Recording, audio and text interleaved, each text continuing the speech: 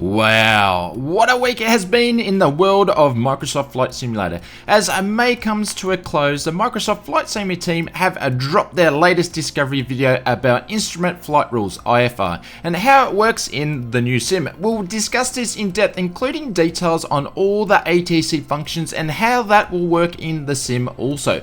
So stay tuned as we talk more about IFR and ATC shortly. Welcome to another Microsoft Flight Simulator update video. This is where we bring you all the news and updates on the development of this new flight sim. So if you're lazy like me and you don't want to troll the net to see all the latest updates, this video is for you. Episode 8, IFR. We have been waiting patiently for some time now and it is finally here. In my opinion, IFR is a big piece of the development puzzle, so it appears that the sim's development is moving at a solid pace. In this featured discovery video, our host is Damien, who is the lead designer at Asobo Studios. If you're new to the world of flight sims, Asobo is the company developing a Microsoft Flight Simulator. Damien first discusses navigation data. He mentions they have partnered with a service company which is dedicated to flight operations, air and traffic management solutions, NavBlue. We first heard about these guys back in early May with their partnership announcement. NavBlue provides Microsoft Flight Simulator and AirRink 424 navigation system database. This database is just like the real world. It's updated following its official AirRack cycles of updates every 28 days, which is very exciting as this is the first time in any sim I recall having its own AirRack updates. The data includes waypoints, VORs, MBDs, comm frequencies, localizers, controlled and restricted airspaces. The approaches and departures have SIDS and start procedures. You can build your own flight plan from start to finish in a Microsoft Flight Simulator. Damien explained when planning your flight, you can start from an active runway, or as the real pilots do, you can select a gate or a parking spot. Once the departure and arrivals locations are selected, you can plot your course in between via the flight planning functionalities. Your routes will be generated for you, but they will be dependent on the type of flight you want to make. It could be a direct GPS VFR flight, or it could be a high altitude airways IFR flight. You do have the ability to make your own flights by adding and editing waypoints. Your cruising altitude is recommended to you just like it is in the real world, and of course you can select which SID or star you would like to follow along with an ILS, a VOR or RNAV approaches. This is pretty amazing. We have not seen this level of flight planning detail in any sim before that comes default out of the box. For most sims these days, you have to purchase a third-party product or subscription to do the same thing.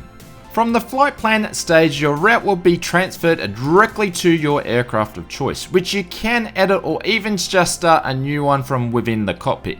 Glass cockpits are in use in many aircraft, including the Garmin G3X, the G1000, the G3000 and the G5000.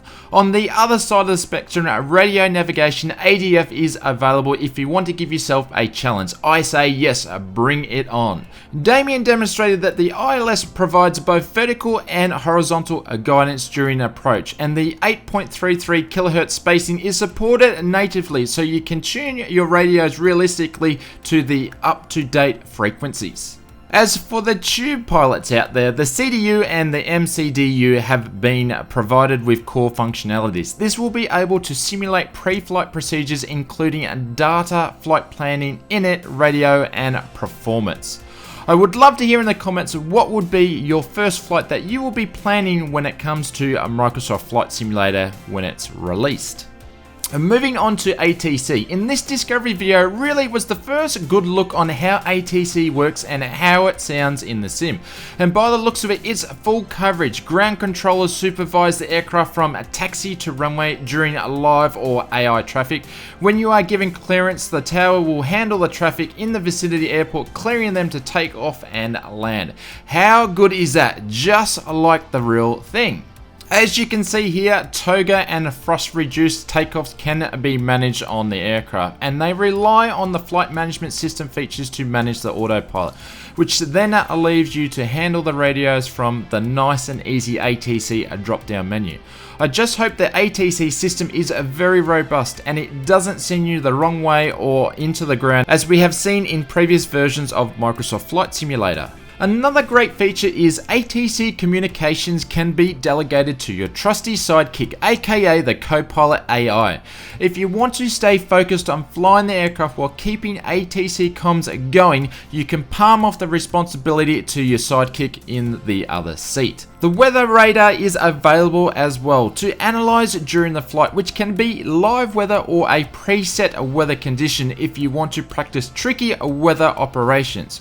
We also have the ability to cancel or request an active IFR clearance based on your active flight plan. Damien did also mention on approach you will need to request landing clearance. If you land without clearance, other traffic will be diverted from ATC from taking off or diverting in the air. This is great as pretty much every traffic add-on that I have come across, the AI on approach generally gets in the way. As far as we know, this is the last Discovery video on the horizon. So far we've seen episodes on the world, the weather, cockpits, sound, airports, multiplayer, and now IFR and ATC. I guess that's all the core features of the sim flushed out for now. We will have another video out shortly that will cover and keep you up to date on all the latest Flight Sim news and developments and insights. If you like this video, please smash that blue thumbs up button as it really helps out the video. And if you are new to the channel and you want to stay up to date with all the latest Microsoft Flight Simulator development news and insights, please click that subscribe button.